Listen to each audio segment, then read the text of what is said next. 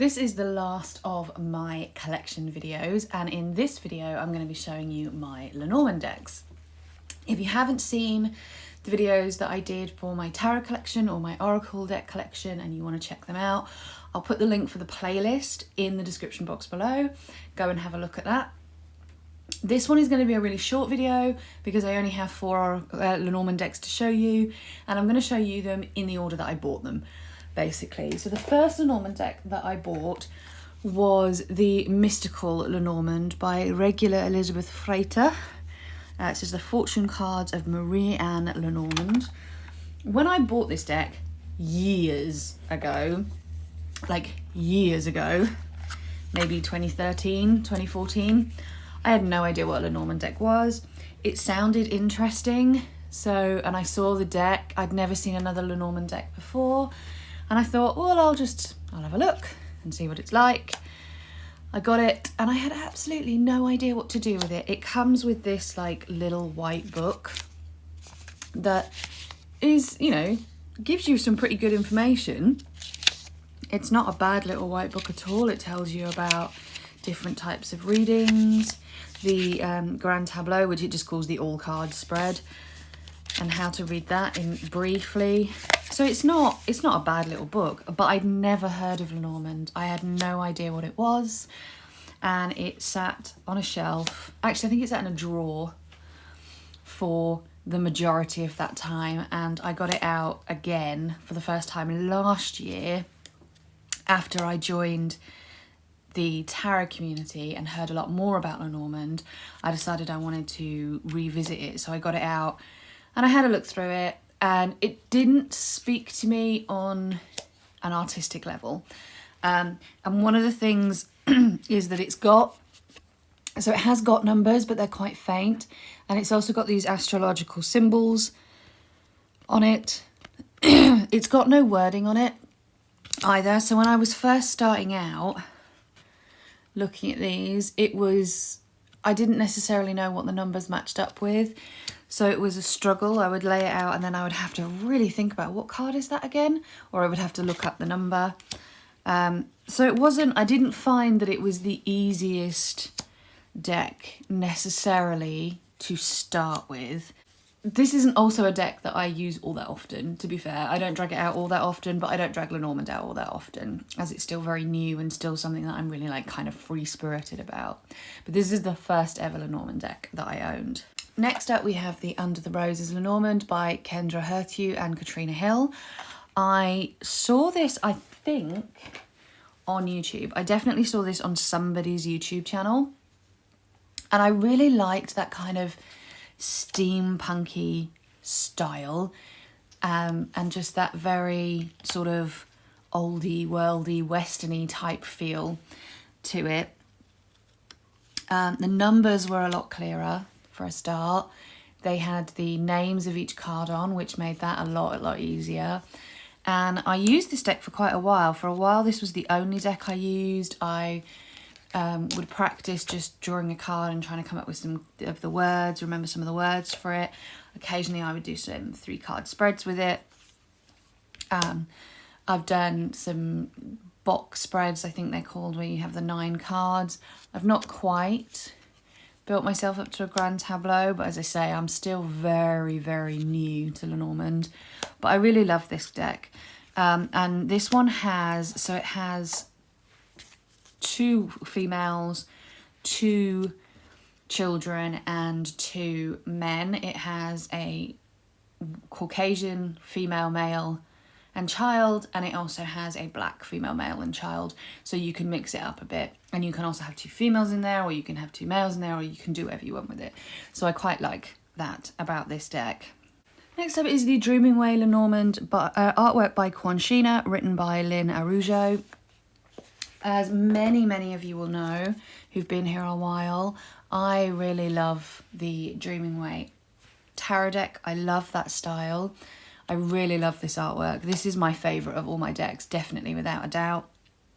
Again, you have the number, you have the title, but on this one you also have the reference to the particular playing cards. This one would be the 8 of Diamonds, the scythe is the Jack of Diamonds, The birds is the 7 of diamonds. So it's got that extra little bit of information there. I actually got this deck because I really wanted the tarot deck, and I was trying not to buy any more tarot decks, and I was really enjoying using my Under the Roses Lenormand, but I wanted to shake it up a bit and try something a bit different. And this was just like the perfect deck at the perfect time. And it wasn't long after this actually that I was gifted my Dreaming Way Oracle from Bassetti over at Ikeli Sunflower. So now I have the Lenormand and the tarot deck, which makes me very happy. But I love this style. I really, really love this style of artwork. And finally, we have the Celtic Lenormand, written by Chloe McCracken, artwork by Will Worthington. This one was gifted to me by Patsy at Patsy's Mystical Musings. I believe her channel is still called. And it's lovely, but it intimidates the crap out of me because it has so many extra cards. So you have 2 riders, you have a male and a female rider. And then you just have your, blah, blah, blah. And this one again hasn't got the titles on. So it's got the number and it's got the playing card association, but not the titles.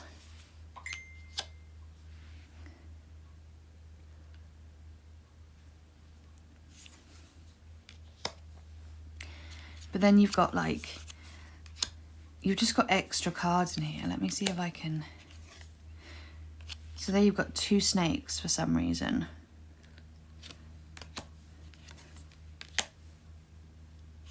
I suppose it's in some ways it's pretty simple because it's just a case of pulling out the ones you want and leaving in the ones that you don't want, right? But you've got 3 lots of bird cards.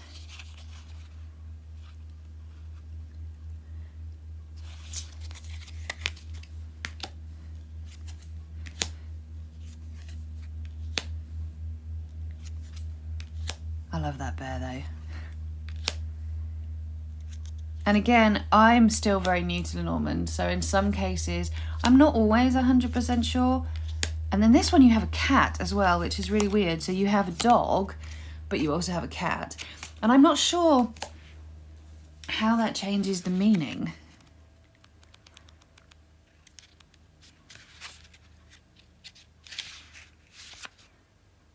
Yeah, so they have different meanings, but the same playing card association. Because cats are completely different. Cats are independent, whereas dogs are pretty loyal and pretty codependent, bless them, but they are. So that, for me, having a cat completely changes the meaning of that card.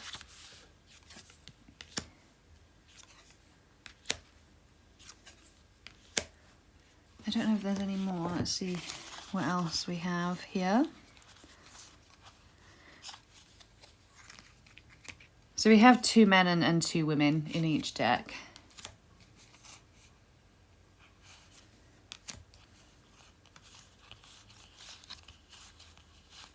And 2 children as well in each deck. So that seems to be it. And the information that you get with this one is quite unique as well when you look at the guidebook. So you have quite a lot of information. We have a snake fierce and a snake shedding. That's what the 2 snakes are. So the clouds, let's just do the clouds. Otherwise I'm going to be looking for things all day. So you have all the the nouns and the descriptors, keywords there, and then you have what they might describe if they were describing a person. You have playing card association, you have the description of the card, the meaning of the card, then you have spiritual readings, dark and light, spell use, so how you can use it in a spell, an affirmation to go with the card, and deities associated to the card. So you get quite a lot of information, and it's a very different way to work with the Lenormand than I'm used to. So I haven't quite been brave enough to dig into this deck yet, but I am hoping to at some point in the future. I'd love to know what Lenormand decks you own, so let me know in the comments below, and if you like this kind of video, give me a thumbs up. It really helps me in terms of the YouTube algorithm, but it also helps me know what kind of videos you like and don't like so that I can plan for the future. Until next time, take care everyone and lots of love. Bye bye.